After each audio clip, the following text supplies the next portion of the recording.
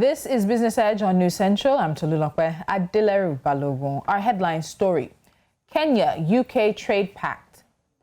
Prospects for both countries and the East Africa community. In a bid to boost economic development after the COVID-19 pandemic, Kenya has signed a trade pact with the UK in December 2020. Now, in 2021, other East African countries have followed suit. What are the details of the pact? How does East Africa benefit?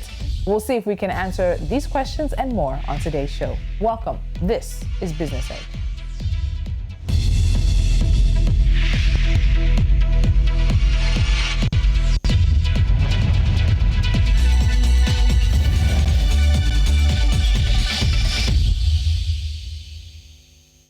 The UK-Kenyan Economic Partnership Agreement was signed in London on the 8th of December 2020 by the UK's International Trade Minister and Kenya's Cabinet Secretary for Trade. The deal provides Kenyan businesses duty-free access to the UK market, aimed at supporting jobs and economic development in Kenya, as well as to avoid disruption to UK businesses as they maintain tariff-free supply routes for Kenya's high-quality flowers. The Trade Pact, which is a replica of the Economic Partnership Agreement that the East African Community member states signed with the European Union, is expected to take effect by March 31st upon exchange of the instruments of ratification by Kenya and the UK. Also, in a regional spirit of unity and integration, the East African Community member states have secured an open-ended time frame to assess the trade agreement signed between Kenya and the United Kingdom. The Trade Pact seeks to provide full duty-free and quota-free market access conditions for goods originating from an EAC partner state into the UK market on a secure, long-term and predictable basis, and also liberalize progressively and gradually an EAC partner state's market for goods originating from the UK. However, these countries will still enjoy duty-free, quota-free access to the UK market by virtue of the classification as less developed countries under Everything But Arms initiative, which was introduced in 2001 under the European Union's Generalized Scheme of Preferences. Now joining me is Nasir Agbalaya, business editor for News Central, as we take a look at this pact in particular. Nasir, good to see you. Welcome to the show. All right, I think there's an audio. Can you please unmute yourself? I'm not muted. All right, there we go. We can hear you now. So let's go. So we see that the agreement between Kenya and the UK focuses on facilitating trade in goods, providing Kenya with duty-free and quota-free access to the UK market, while Kenya in turn commits to a phased liberalization on trade in goods, but will retain some tariffs on some products deemed sensitive domestically. Do you think the pact provides an equitable and balanced relationship between the new partners?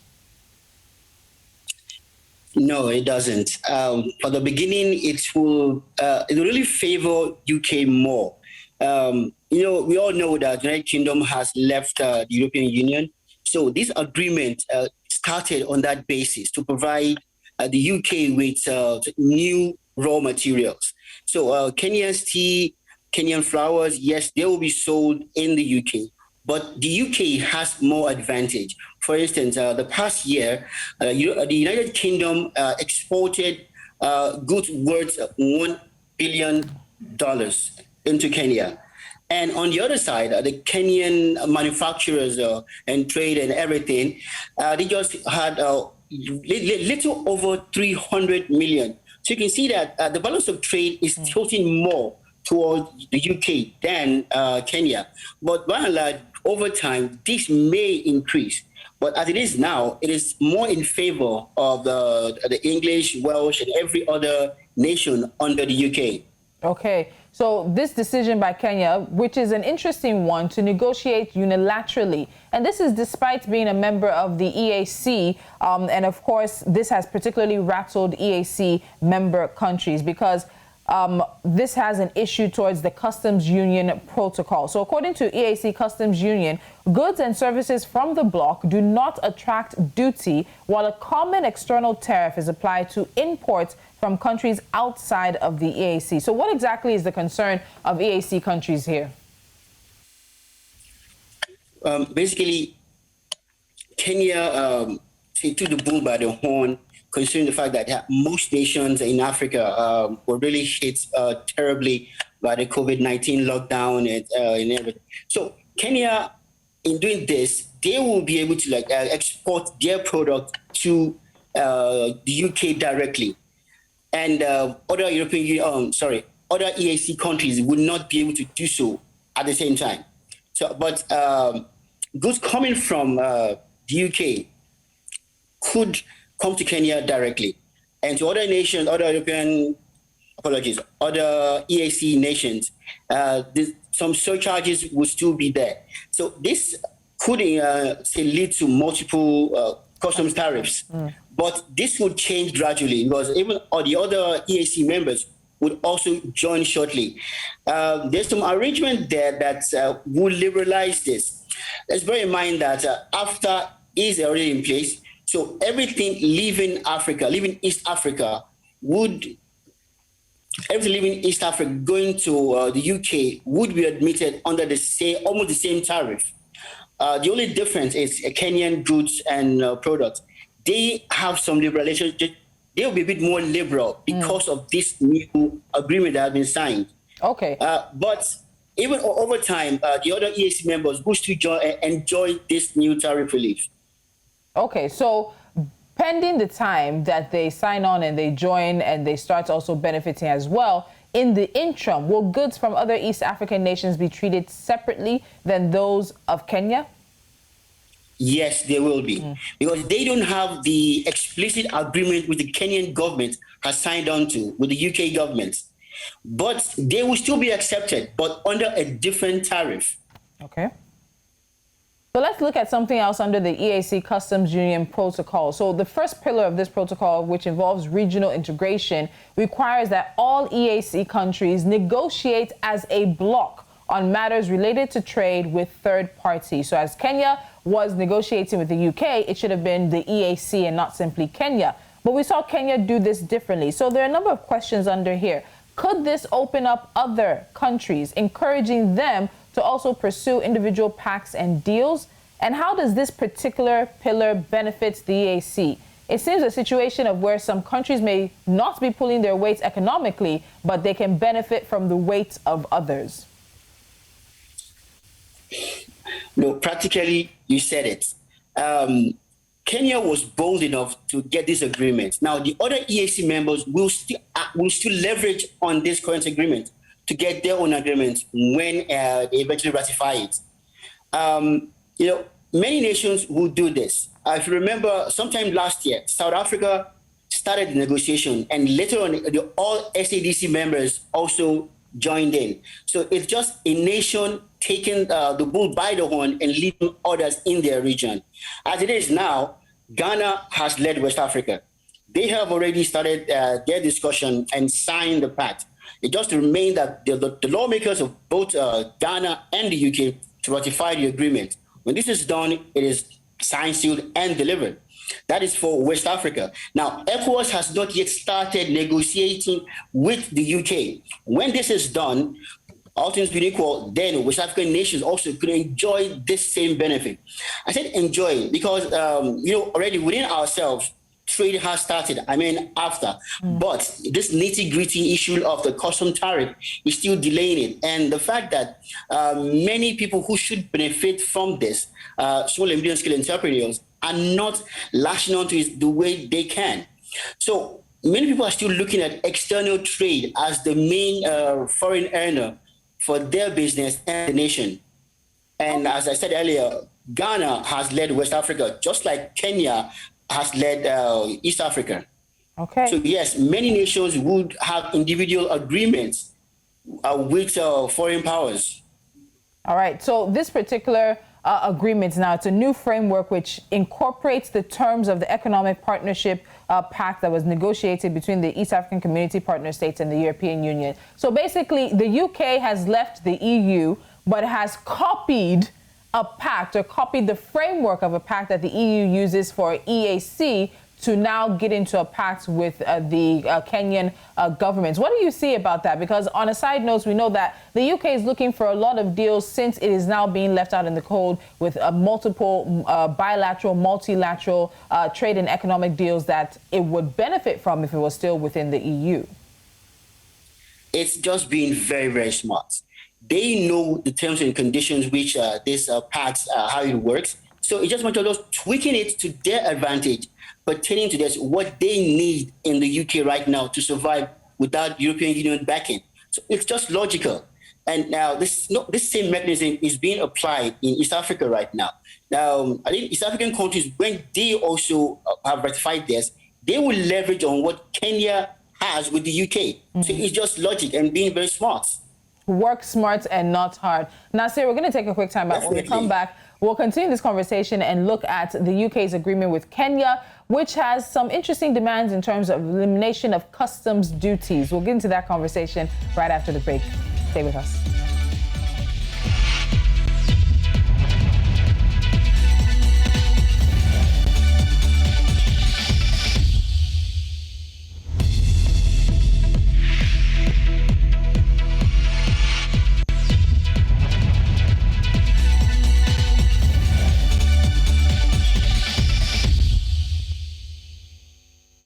This is still Business Edge, and we're looking at the UK-Kenya partnership that has been signed from December 2020 and some of the details of that, and of course how Kenya and the EAC will go forward from here. My guest is Nasir Agbalaya, the business editor for News Central. So Nasir, the UK agreement with Kenya demands, or rather has written into it, elimination of customs duties for a substantial number of UK goods, and also progressively lower and eventually eliminate duties for many others. What goods are we looking at here? Are there reasons why these particular goods seem to have some kind of special preference? Yes, it's, in any agreement, there are some advantages which each side also always slips into this agreement. Well, in this particular one, we're looking at agricultural products, flour, tea, beverage, spirits.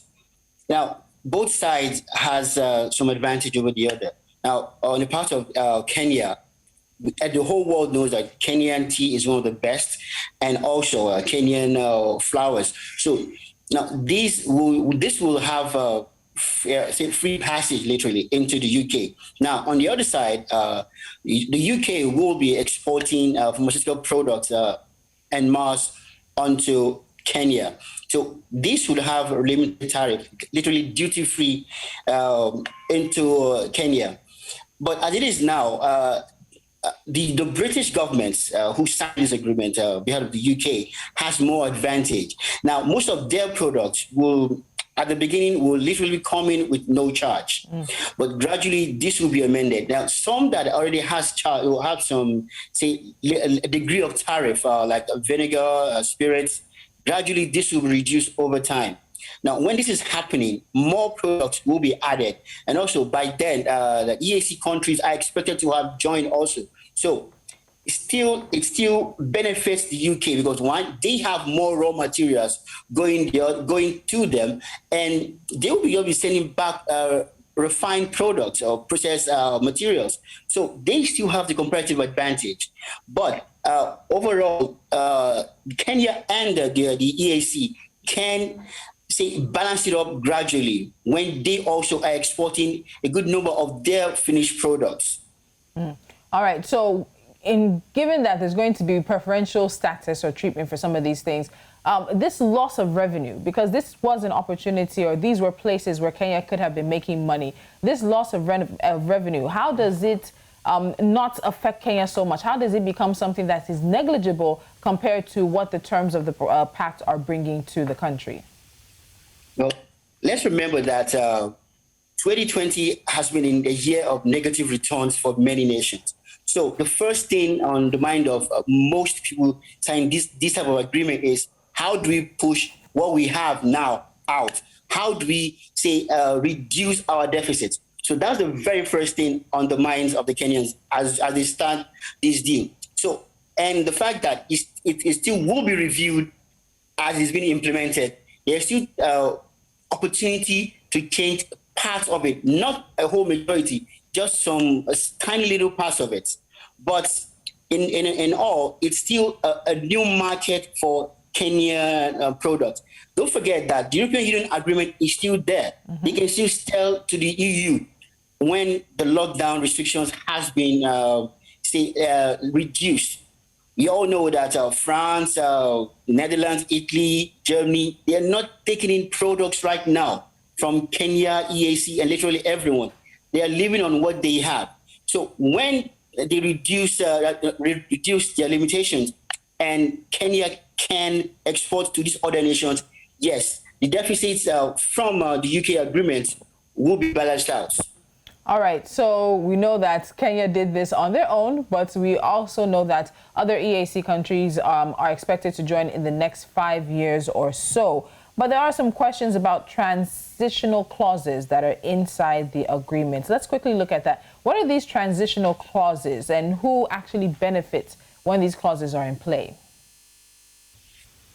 Well, these are just basically working on an existing framework. The EAC nations will leverage on the agreements which Kenya already has with the UK. So, by and large, with this, they will start almost the same way which Kenya has. But now they will look at the benefits which Kenya got from their agreements and tweak theirs to suit all the other nations. So, if Kenya has more loss than gain, now they can now change the terms of reference for their agreement with the United Kingdom, which is a very wonderful thing. Though, yes, at the top, they don't have earnings from this agreement, but from the experience of how Kenya related with the United Kingdom, they can negotiate from a point of knowledge and now have more benefits to other EAC members.